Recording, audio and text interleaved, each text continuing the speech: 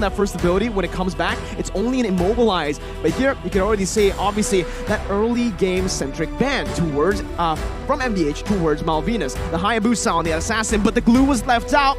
And okay, why is glue dangerous? Skill number one, I mean, no cooldown practically. You just hit it, and then you just come to the animation and no cooldown. So it's just semi-broken, but we'll see here. In match one, remember, it was banned out in the first phase. Now, MDH, what are they going to answer with? It is going to be the hero that is the signature for the mid lane. No, here's the thing, man. Like, a straight-up counter. Yeah. Like, glue, you want to split up? Sure, man, split up. Faramis is going to use the Ghostbuster and exercise the glue, because the glue is dangerous, because you keep on... It's like trying to kill someone with a spoon. It's annoying, and eventually you will die, right? You just hit him a bit, hit him a bit, hit him a bit. And I kind of feel like a lot of people are still like underestimating the damage of the glue, just like you said. Like, you just keep on coming to his first kill, which is not the best thing that you want to do, right? But because they have the Faramis in the early stage of the game, during the laning phase, it's not going to be a great time. But when it comes to the team fight, the Faramis will be smiling big. Smiling big up until he sees the picks coming in from MALVINAS, because the Lolita really does stop that momentum that the Faramis has. When you're clumped up like that, especially now with the ultimate being changed a bit, where you need to be inside of the radius of that cult altar, the Lolita is an even bigger counter towards it. Especially when you add on the Yeet with the real world inflation now, and just the utility that she has without the Ice Queen 1. That's the revamp, or that's the adjustment that they made towards Yeet. Still though, you can already see from the side of MDH, they know that they can't just go for this super crazy stick clumped up team fight. They go for a Ling just to provide a little bit more of that side lane presence, maybe a split push threat.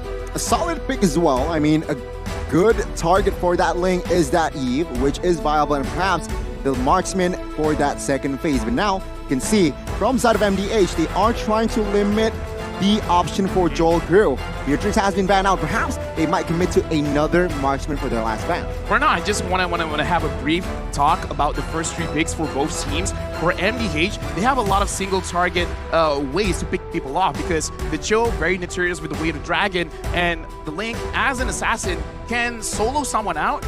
And yes, the Ghostbusters can attack a lot of people, but using the Shadow Stampede just to pull someone out. So right now, in terms of how things are setting up, MDH, they have a clear way if they want to go for a pick-off composition, but I kind of feel like they need a way to be able to run away from a fight or get some AoE damage, because looking at MALVINAS Gaming MVG, they already have a lot of AoE. They got the glue that, you know, the first kill can hit multiple people, but he will single someone out with a split. But more importantly, the Lolita, whenever people are clumped up, which you want to do when you have a Faramis, is going to get punished. Same thing with the Eve. So right now, we're talking about clashing of styles. Single target pickoffs going up against AoE damage and control. Very, very interesting indeed. But yeah, as predicted, MDH Esports will pick up a hero that might be an insurance for that late game, and that is going to be the Claude that will enter the gold lane. Now, the question is, MVJ, what are they going to answer with here? A good hero, a good option here for them is looking at the marksman bans. Not a lot of options, but Fredrin will be picked up for, oh my god, Fredrin Jungler, of course.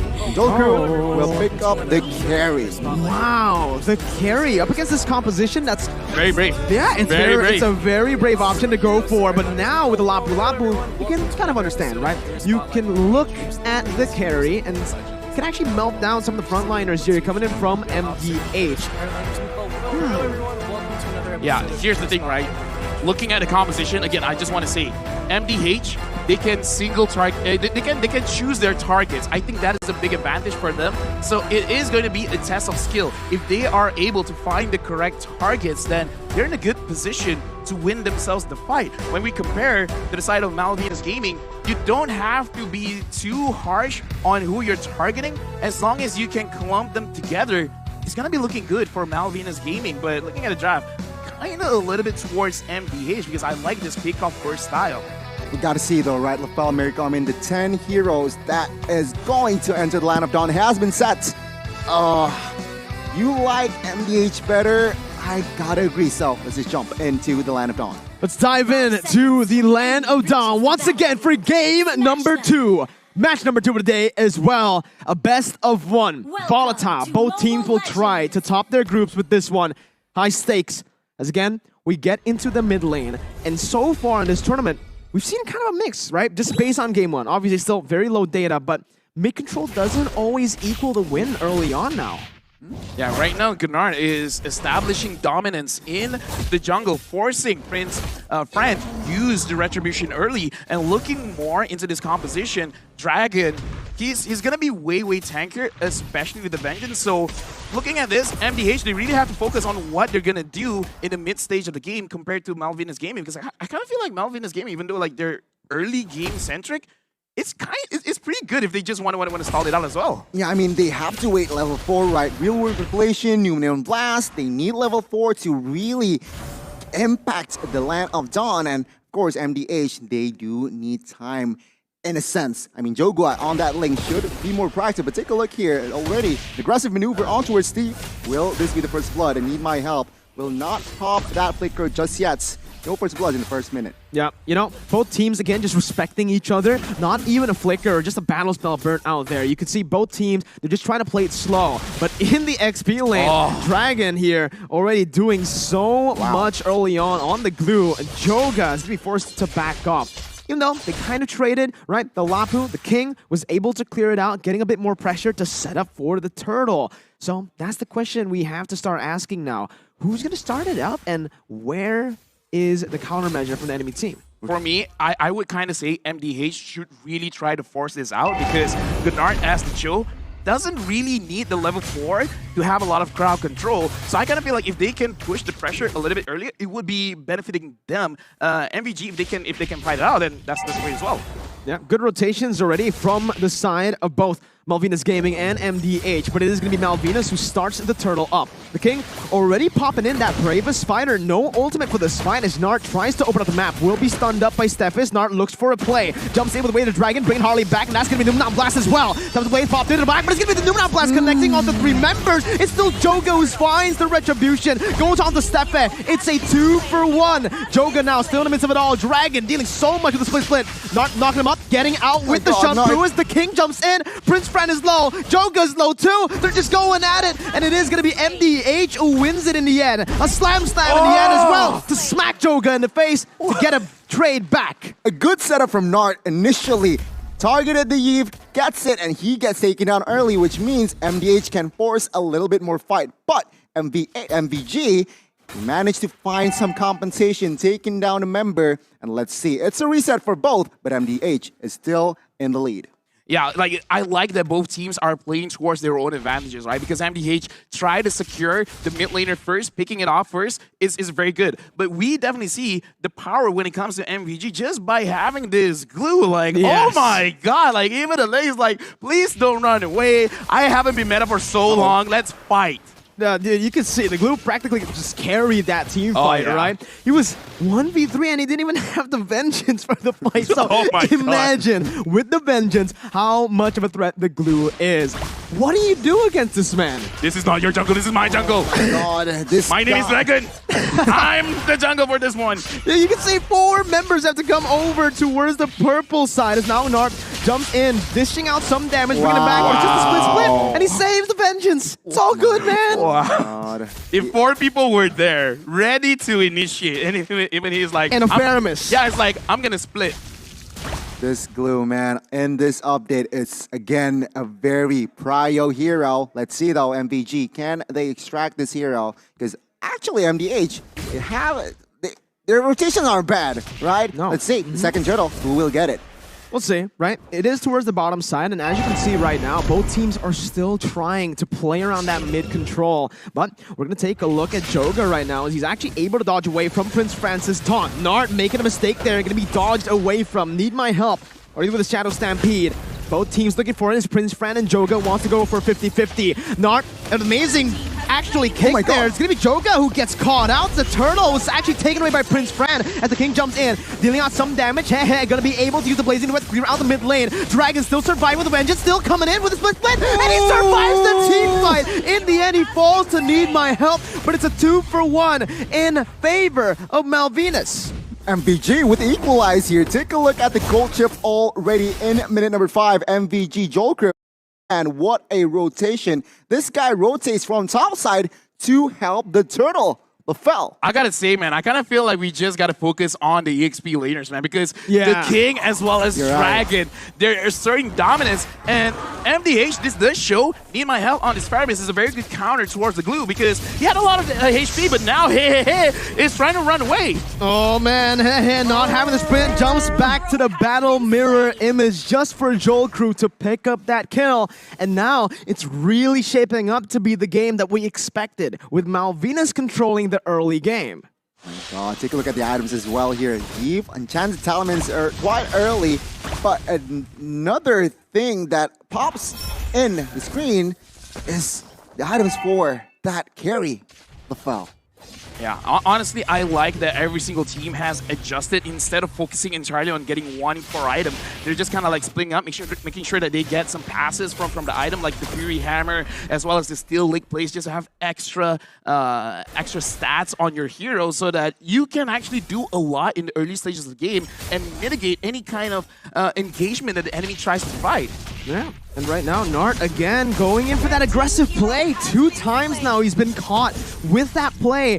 He wants to set it up. He wants to be the one to actually look for these proactive movements, but with the amount of mobility from Malvinas and with the stun as well provided by Steffe, he's not going to be able to do that at will. And now Malvinas, knowing that there's no roamer for MDH, they're completely controlling that top side, and they're taking the turtle right now, uncontested for free.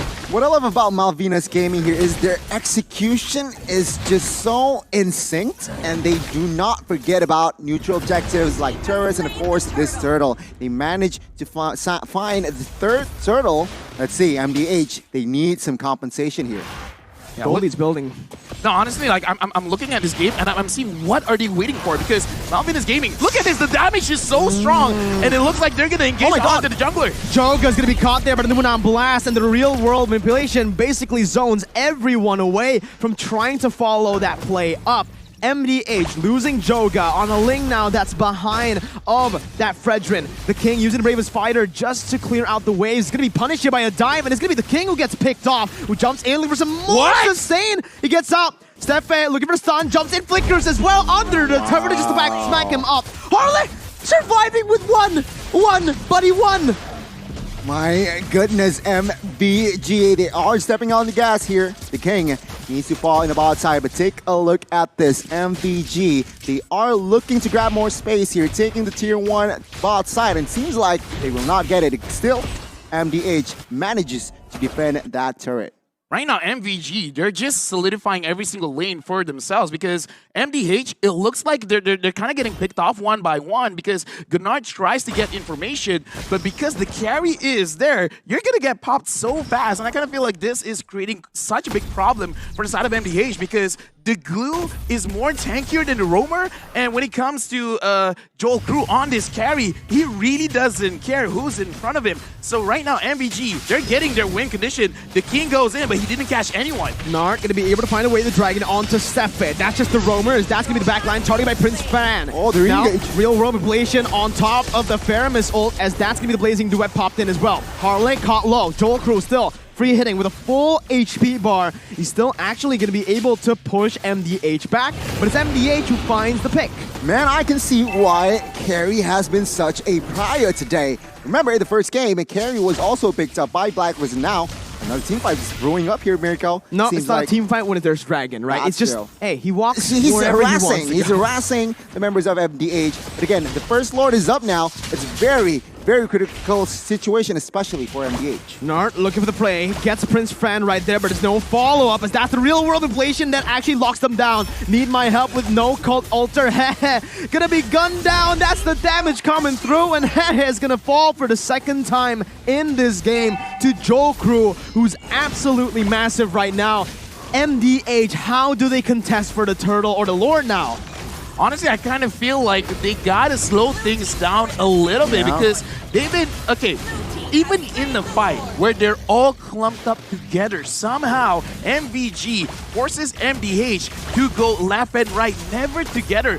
So far, we've seen MVG controlling the movement of MDH. You guys have to split up, and when they do split up, it's usually the damage dealers all alone, making it so that they're very vulnerable to any kind of damage coming in from MVG. So right now, MVG, they're telling MDH, you go left, you go right. Yeah. I'm shot calling for you. I mean, you're right, MDH, they need to pick their battles here. They do not want to get driven by the side of MVG. MVG now, with the Lord push, has established a 3,000 gold lead. But take a look at this, another purple invade perhaps. Nart again in the midst of it all, gonna be actually melted down there. That's Jolkru dealing so much. The Cult Altar just to save him as Joga gets out. Doesn't get the purple buff, however. It's still Prince Fran who wins out that retry battle. And it is getting from bad to worse from MDH, with Malvinas completely controlling the map and even claiming MDH's jungle. Yeah, right now, honestly, man, I gotta say, this is just the second game of the day, but we can see the strength of Carry as well as Blue. MVG, they're sticking to their guns. They're actually trying to get one of the turrets here, but it looks like a very good defense coming in from MDH, but no, never mind. The King got caught, and the King is taking so much damage, but he still survives. What is that damage, my guy? Oh my goodness, Jolkru is an absolute monster on the carry right now. You can see here MDH already executing the split push potential that they have, because take a look at the items, take a look at the gold here. Carry 8,000 gold. No golden staff yet. No golden staff yet. No golden staff yet. So this is crazy. Explain. Okay, here's the thing, right? It looks like in terms of the players, there's two ways that you want to go with your build. Number one, quickly get your Corrosion Scythe, your Demon Hunter Sword, as well as your Golden Staff. But if you want to play a little bit more disciplined, you delay the Golden Staff just a little bit so that you get your Wind of Nature first, making it so that even if you do get engaged on, you can survive if your tank or your roamer is not there to protect you. So it looks like in this game, MALVINAS Gaming, they just do not want to lose their advantage that they've already piled up against MDH. So going for the safe pick, that's good. That's so unfortunate for Nart, man. He goes on to Harley, but the kick did not go through all the way. Hehe still on the back line with a Blazing Duet, dealing a whole lot of damage, but Jolkru does more. Dragon now onto Hehe, who has the sprint. Hehe is running for the hills, gets out with a Battle Mirror image, and it's a 1-for-1. Nart for Harley, which is technically worth it, but oh my god, okay, we're good. We're good. Don't say anything. Don't snitch, don't snitch. But there you go, he made it. But yeah, back to your point here, LaFell. A very intelligent item from the side of Jolkru. He doesn't want to. He knows he is dominating. He's dominating the game, but he has enough damage, so let's be more respectful. But now, the Lord is up. This is Enhanced Lord, so MDH, they need to figure something out. I kind of feel like if Joga can get a way to get onto Jolkru, that's great. But we can see that Gunnar has been trying, and every single time he tries, he dies. It's not a good situation to be in. And hey, just got down by Dragon. Oh, what did you do, Dragon? Dragon, look at him. He just walks up menacingly.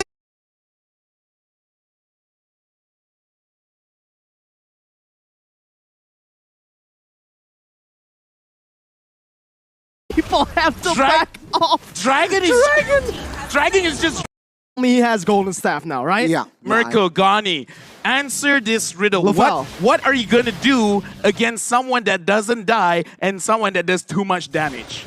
You run. You run. Thank you very much. I do agree. You run. That's okay. It's a good riddle. It's a logical answer. That's a logical answer. Yeah. Exactly. But let's it's not the answer I'm looking for, but it's logical. Okay. What's the answer you're looking for? Well, I'm looking for an engage by MVG. And they are doing it right now. Need my help.